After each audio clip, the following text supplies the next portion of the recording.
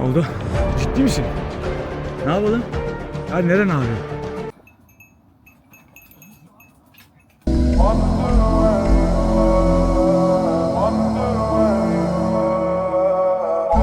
Bugün Nagoya'dan yaklaşık 30-35 kilometre Gifu Kalesi'ne geldik. Dostlar, bu çıkacağımız alan, nokta Japonya'nın iç savaş döneminde stratejik bir nokta olarak kuruluyor ve Japonya'nın birleşmesinde başlangıçta yani rol oynadığı söyleniliyor. Çok uzun bir mesafeden geldik buraya. Çok uzun derken 35 kilometre, bence yine ciddi mesafe. Önceki videoda da söylemiştim zaten. Dostlar bakın, şu şekilde de haritada size göstereyim. Kalenin kendisi burada. Bayağı bir yürüyüş yolu var. Tam merkezi bir konumda, sağdan soldan her yerden giriş var. Ama kalenin olduğu yeri gerçekten, tekrar diyorum, görmeniz lazım. Yolun bu arada dikleşeceği yerler şunun gibi yerler de olacak. Bakın ilerideki ipleri görüyorsunuz.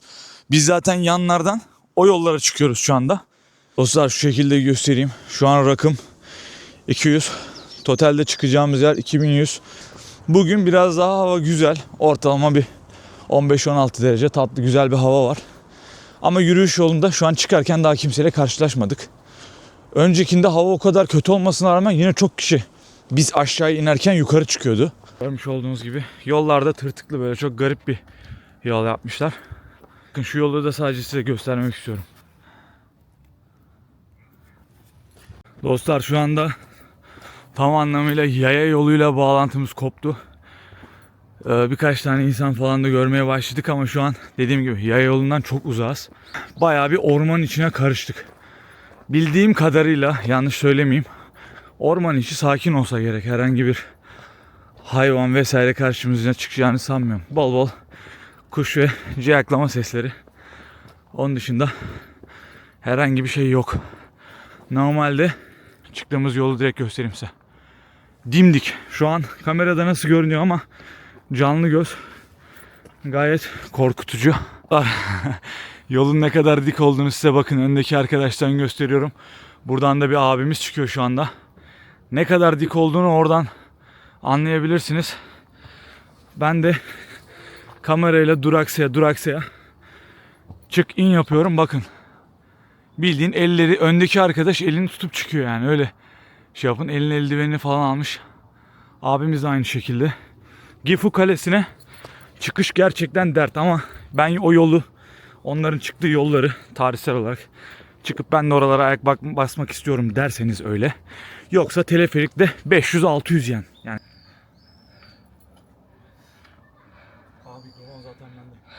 Dostlar yolun ne kadar dik olduğunu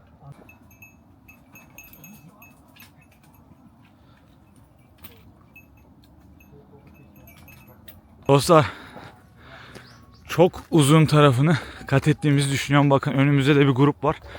Bunların sesini hiç duymadık. Demek ki 2 saate çıkıyor onlar da bizim gibi. Ondan dolayı dediğim gibi yolun bence %70-75'i, ne diyorsun? Bitmiştir. Çok azlık bir kısım kaldı. Yüksek ihtimal bir 10 dakika içerisinde orada oluruz. Ama biraz daha yolumuz düzlendi diyebiliriz. Buraya geldiğinizde kaybolma ihtimaliniz yok. Adamlar size zaten direkt şu, birazdan göstereceğim, şu şekilde ipler koymuşlar. Şu an zaten ekranda görünüyordur. Bu ipleri takip ettiğin sürece her türlü bu yoldan çıkarsınız. Manzara peki görülmeye değer mi değil mi? Siz birazdan ona karar vereceksiniz zaten. Mikrofon direkt kapşonumun ön tarafına bağlı, yani çok yakın temastayız şu anda. Ondan dolayı yukarı çıkarken verdiğim rahatsızlıktan dolayı şu an özür diliyorum. Dostlar çıkarken biraz şikayet ediyorsunuz ama şu yolun gerçekten güzelliğine bakın. Ormanın çok iç tarafındasınız şu anda. Yani dışarıdan artık o araba sesleri falan kopalı, en az 10 dakika oldu. Şu an artık tamamen doğayla iç içesiniz. İyi değil misin? Ciddi misin? Ne yapalım? Dostlar, bunu bir yerde daha gördüm. Yol çok dik olduğu için sonu size gösteremedim. Yolun dikliğini şu şekilde zaten anlıyorsunuz. Aşağıda bir tane ambulans sabit duruyor zaten. Olası durumlara karşı. Bakın yani. Sarmaşıklar buradan nasıl yani çıkabilirsin ki? Bak. Dostlar, ulaştık. Sonunda zirveye geldik. Bakın. Şimdi yukarı çıkacağız ve bütün çıktığımız o rakım bir anda bize manzara olarak karşımıza çıkacak. Bakın kalede şurada.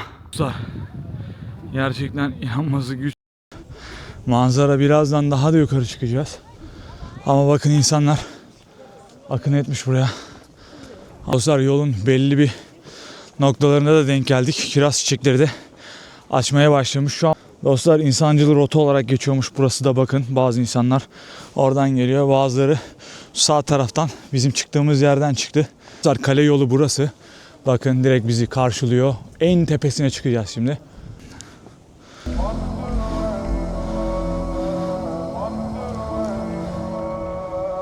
Dostlar bakın, gerçekten yani kameranın el verdiği bu. Gerçekten çıkıp görülmeye değer. Zaten herkes buraya çıkıp kameralarını almış ve gün batımını buradan çekiyorlar ve çok güzel bir saate denk geldik. Gerçekten güzel. Ama aşağıdan yukarı çıkarken bir sürü terledik. Şimdi o terlerin hepsi burada bize sıkıntı yaratacak. Bakalım. Ama değer mi? Değer. Girişte vermeniz gereken bir tutar var. Bakın şöyle kamerada göstereyim. 200 yen. Onu verdikten sonra giriş yapabiliyorsunuz. Dostlar bakın, bu şekilde bir maketini yapmışlar. Gerçekten çok iyi görünüyor. Gifu Kalesi görüyorsunuz zaten şu noktada. Başlangıç noktası, aşağısı şurası. Yüksek ihtimal insanların yerleşke noktası olsa gerek. Gerçekten çok uzun. Gerçekten bakın, burada da bir sürü insan var. Ve insanlar buraya incelemeye geliyor. Bu tarz yazılar vesaire benim çok ilgimi çekmiyor. Yani hepsi Japonca, hepsini çevirip bir şekilde söylemem zor. Yazılardan daha çok şu tarz, bakın, sembolik şeyler gerçekten güzel görünüyor.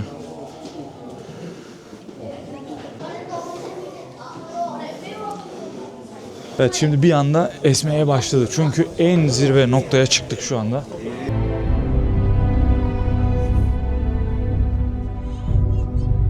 İnsanlar elinde kameralarını alıp gelmiş. Abi şu dağ yapısı daha arabayla çok uzak mesafede gelirken de dikkat çekiyor. Şöyle bakın, müthiş, gerçekten müthiş. Ama dediğim gibi dünyanın en iyi kamerası bile olsa canlı insan gözü çok farklı bir şey. Şuna bakar mısınız ya? Neden stratejik bir konum olduğu zaten buradan bile belli. Bu çıktığınız ettiğiniz bütün yapılar aşağıda kalıyor. Bakın, dağlar bile küçücük kalıyor, yani öyle söyleyebilirim. Şu an biraz daha köşe tarafına doğru döneceğim. Tam olarak dönmedim etrafta.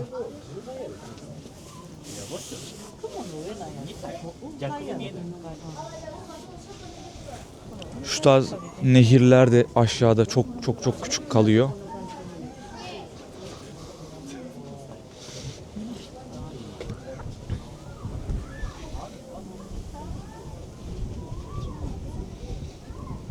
Bakın şurada stat falan var ama stat bile dediğim gibi nokta kadar görünüyor. Ama insanların en çok burada şu an çektiği yerlerden biri şu bölge özellikle. Çok güzel bir dağ yapısı var, çok güzel. Her milletten insan burada. Çok fazla turist yok, genelde Japon ağırlıklı. Dostlar, insanlar bazıları yürüyüş ekipmanlarıyla gelmiş çünkü gerçekten çıkması zor. Çoğu insan da dediğim gibi teleferikle geliyor. Teleferikte ineriz yüksek ihtimal aşağı, tam emin değilim.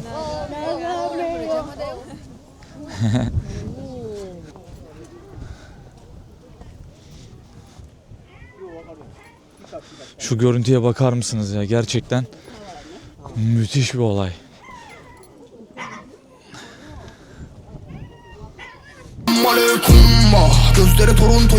Yukarıda bir sürü insan bilet noktasını bekliyor.